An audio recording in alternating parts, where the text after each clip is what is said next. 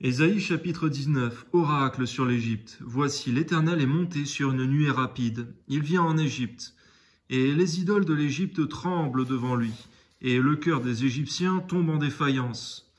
On voit au passage, effectivement, Seigneur, que tous les faux dieux, les idoles, les Zeus, les Poséidons, les dieux Isis et autres égyptiens, ils tremblent devant toi, car ce sont des idoles créées par les hommes. Et cependant, toi, tu es Dieu, le seul, l'Éternel. Amen.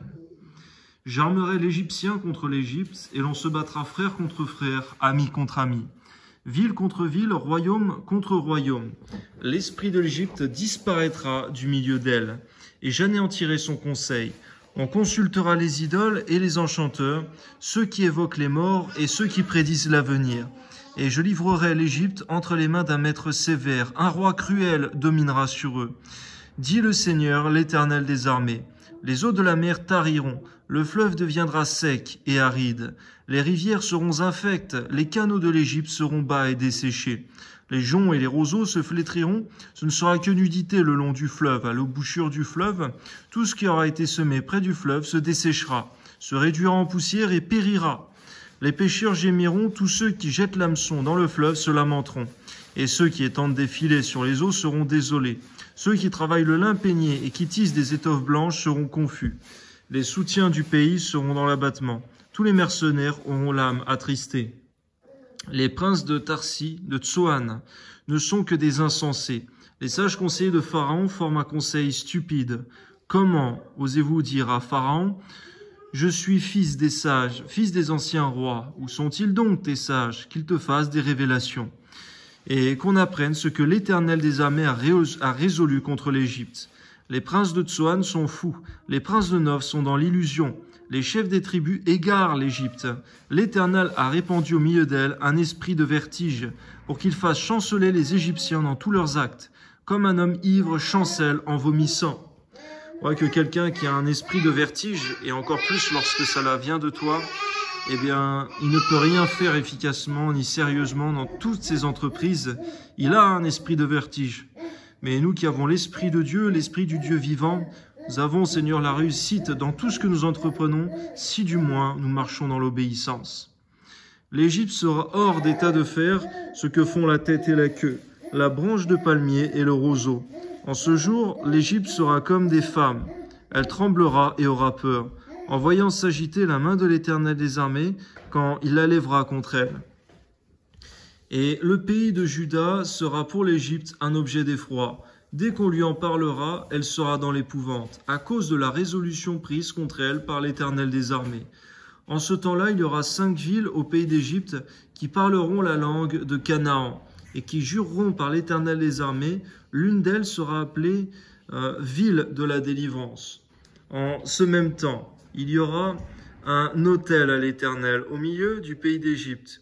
Et sur la frontière, un monument à l'Éternel. Ce sera pour l'Éternel des armées un signe et un témoignage dans le pays d'Égypte. Ils crieront à l'Éternel à cause des oppresseurs, et il l'enverra un sauveur et un défenseur pour les délivrer. Et l'Éternel sera connu des Égyptiens.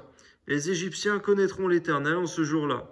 Ils feront des sacrifices et des offrandes, ils feront des vœux à l'Éternel et les accompliront. Ainsi, l'Éternel frappera les Égyptiens, il les frappera, mais il les guérira. Et ils se convertiront à l'Éternel, qui les exaucera et les guérira.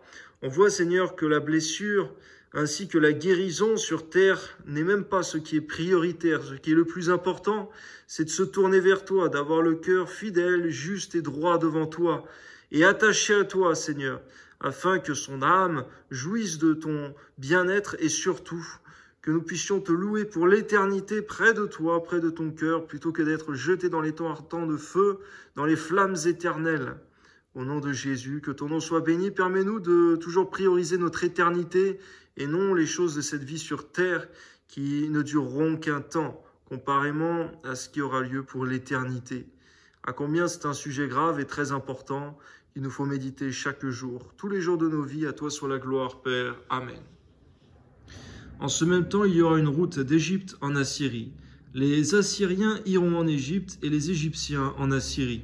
Et les Égyptiens, avec les Assyriens, serviront l'Éternel. Alléluia. En ce même temps, Israël sera, lui, troisième. unis à l'Égypte et à la Syrie. Et ces pays seront l'objet d'une bénédiction. L'Éternel des armées les bénira en disant « Béni soit l'Égypte, mon peuple, et la Syrie, œuvre de mes mains, et Israël, mon héritage. » Merci Éternel, car tu es le Dieu des nations. Tu n'es pas seulement le Dieu d'Israël, tu es le Dieu des nations, car tu veux que tous parviennent à la repentance, à la connaissance de la vérité, qu'ils soient sauvés. Toi soit la gloire, Seigneur. Amen. Ésaïe chapitre 20, l'année où Tartan, envoyé par Sargon, roi d'Égypte, vint assiéger Asdod et s'en empara. En ce temps-là, l'Éternel adressa la parole à Ésaïe, fils d'Amon, et lui dit « Va, détache le sac de tes reins et ôte tes souliers de tes pieds. » Il fit ainsi, marcha nu et déchaussé. Et l'Éternel dit de même que mon serviteur Ésaïe marche nu et déchaussé, ce qui sera dans 3 ans un signe et un présage pour l'Égypte et pour l'Éthiopie. De même, le roi d'Assyrie emmènera de l'Égypte et de l'Éthiopie captifs exilés les jeunes hommes et les vieillards nus et déchaussés, et le dos découvert à la honte de l'Égypte. Alors on sera dans l'effroi et dans la confusion à cause de l'Éthiopie, en qui l'on avait mis sa confiance, et de l'Égypte dont on se glorifiait. Et les habitants de cette côte diront en ce jour, voilà, ce qui est devenu l'objet de notre attente, sur lequel nous avions compté pour être secourus, pour être délivrés du roi d'Assyrie. Comment échapperons-nous? Ésaïe chapitre 21, oracle sur le désert de la mer. Comme s'avance l'ouragan du midi, il vient du désert, du pays redoutable. Une vision terrible m'a été révélée. L'oppresseur opprime, le dévastateur dévaste. Monte, Élam, assiège Médie. Je fais cesser tous les soupirs. C'est pourquoi mes reins sont remplis d'angoisse, des douleurs me saisissent. Comme les douleurs d'une femme en travail. Les spasmes m'empêchent d'entendre, les tremblements m'empêchent de voir. Mon cœur est troublé. La terreur s'empare de moi. La nuit de mes plaisirs devient une nuit d'épouvante. On dresse la table, la garde veille. On mange, on boit. Debout, prince, oignez le bouclier. Car ainsi m'a parlé le Seigneur. Va, place la sentinelle, qu'elle annonce ce qu'elle verra. Elle vit de la cavalerie, des cavaliers 2 à 2, des cavaliers sur des ânes, des cavaliers sur des chameaux. Et elle était attentive, très attentive. Puis elle s'écria comme un lion. « Seigneur, je me tiens sur la tour toute la journée, et je suis à mon poste toutes les nuits. Et voici, il vient, de la cavalerie, des cavaliers 2 à 2. » Elle prit encore la parole et dit, « Elle est tombée, Babylone, et toutes les images de ses dieux sont brisées par terre, ô mon peuple, qui a été battu comme du grain dans mon air. » Ce que j'ai appris de l'Éternel des armées, Dieu d'Israël, je voulais annoncer, oracle sur Duma.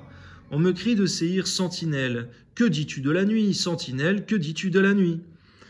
La sentinelle répond, le matin vient et la nuit aussi. Si vous voulez m'interroger, interrogez, convertissez-vous et revenez.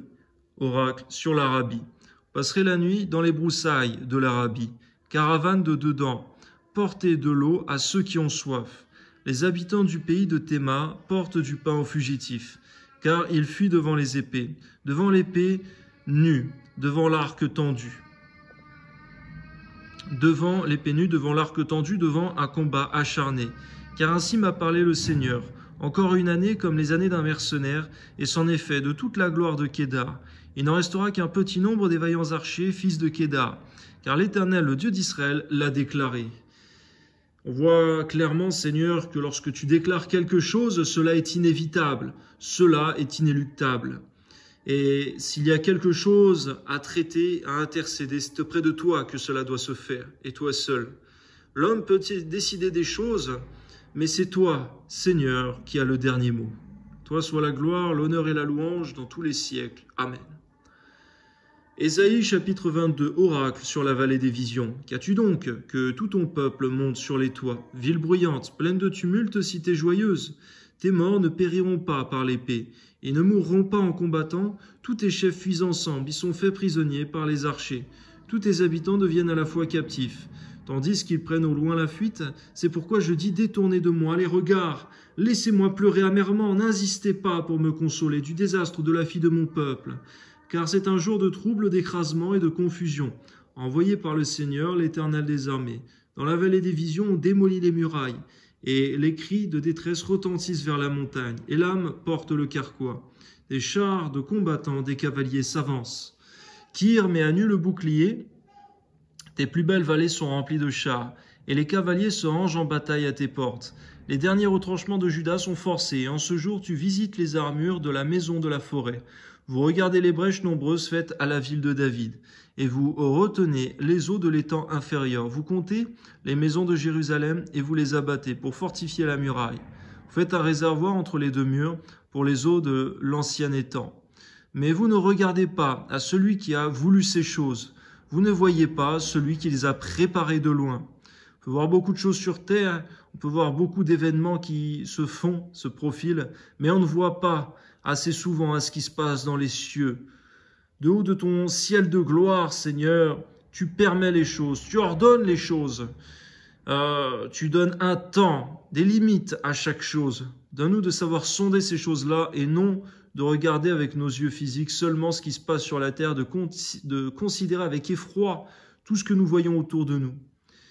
Donne-nous d'avoir une vie également de prière, d'intercession, une vie aussi où nous veillons sur nous-mêmes de sanctification, afin de voir ta face au temps voulu. Amen. Le Seigneur, l'Éternel des armées, vous appelle en ce jour à pleurer et à vous frapper la poitrine, à vous raser la tête et à ceindre le sac. Et voici, de la gaieté et de la joie. On égorge des bœufs et l'on tue des brebis. On mange de la viande et l'on boit du vin. Mangeons et buvons, car demain nous mourrons. L'Éternel des armées me l'a révélé, non. Ce crime ne vous sera point pardonné, que vous ne soyez morts, dit le Seigneur, l'Éternel des armées. Parfois sur terre, il y a des actes qui méritent la mort. C'est ce que dit ta parole, et c'est la vérité. Et parfois, il n'y a expiation des péchés que par la mort. Et nous voyons, Seigneur, que pour l'humanité tout entière, le péché abominable de l'humanité tout entière a été expié par le sang de Jésus-Christ pour ceux seulement qui l'accepteront par la foi en Jésus-Christ et par une vie digne par la suite d'une nouvelle naissance véritable. Toi soit la gloire, Seigneur. Amen. Ainsi parle le Seigneur, l'Éternel des armées, va vers ce courtisan, vers Shebna, gouverneur du palais. Qu'y a-t-il à toi ici? Et qu'as-tu ici? Que tu te creuses ici un sépulcre. Il se creuse un sépulcre sur la hauteur, il se taille une demeure dans le roc. Voici, l'Éternel te lancera d'un chef vigoureux. Il t'enveloppera comme une pelote, il te fera rouler comme une balle, sur une terre spacieuse. Là, tu mourras, là seront tes chars magnifiques. Ô toi, l'opprobre de la maison de ton maître, je te chasserai de ton poste, l'Éternel t'arrachera de ta place. Ce jour-là, j'appellerai mon serviteur Eliakim, fils de Hilkija, je le revêtirai de ta tunique, je le ceindrai de ta ceinture, et je remettrai ton pouvoir entre ses mains. Il sera un père pour les habitants de Jérusalem et pour la maison de Juda. Je mettrai sur son épaule la clé de la maison de David. Quand il ouvrira, nul ne fermera. Quand il fermera, nul n'ouvrira. Merci pour l'autorité qui est donnée à Jésus-Christ, qui ouvre et personne ne peut fermer, qu'il ferme et personne ne peut ouvrir. À toi soit la gloire, une fois de plus, c'est toi, Seigneur, qui as le dernier mot, et en ton Fils Jésus-Christ particulièrement. Amen. Je l'enfoncerai comme un clou dans un lieu sûr, et il sera un siège de gloire pour la maison de son Père. Il sera le soutien de toute la gloire de la maison de son Père, des rejetons nobles et ignobles, de tous les petits ustensiles, des bassins comme des vases. En ce jour, dit l'Éternel des armées, le clou enfoncé dans un lieu sûr sera enlevé, il sera abattu et tombera, et le fardeau qui était sur lui sera détruit, car l'Éternel a parlé. Toi soit la gloire, Seigneur, lorsque tu as parlé, que ta bouche a décrété une parole. Elle ne reviendra pas à toi sans avoir accompli pleinement son effet, ce que tu lui avais ordonné. Que ton nom soit béni, Seigneur, que nos paroles à nous également, Père 3 fois saint, soient inspirées par toi et soient puissantes, soient efficaces. Que nos paroles à nous, Seigneur, soient conduites par ton esprit et puissent véritablement être puissantes, car tu as dit dans ta parole, ô Père très saint, que ton Dieu ordonne que tu sois puissant. Permets-nous de manifester ta puissance ici-bas sur terre, en marchant dans ta justice, mais aussi dans une vie puissamment consacrée, tout comme Élie ainsi qu'Élisée, qui ont manifesté ta puissance dans leurs paroles, dans leurs actions, et qui étaient fidèles à toi. Permets-nous d'être consacrés comme ces deux prophètes, Seigneur, qui ont marché dans toute ta volonté, mais aussi qui ont glorifié ton nom par une grande puissance spirituelle. Toi soit toute la gloire dans le beau nom de ton Fils Jésus. Amen.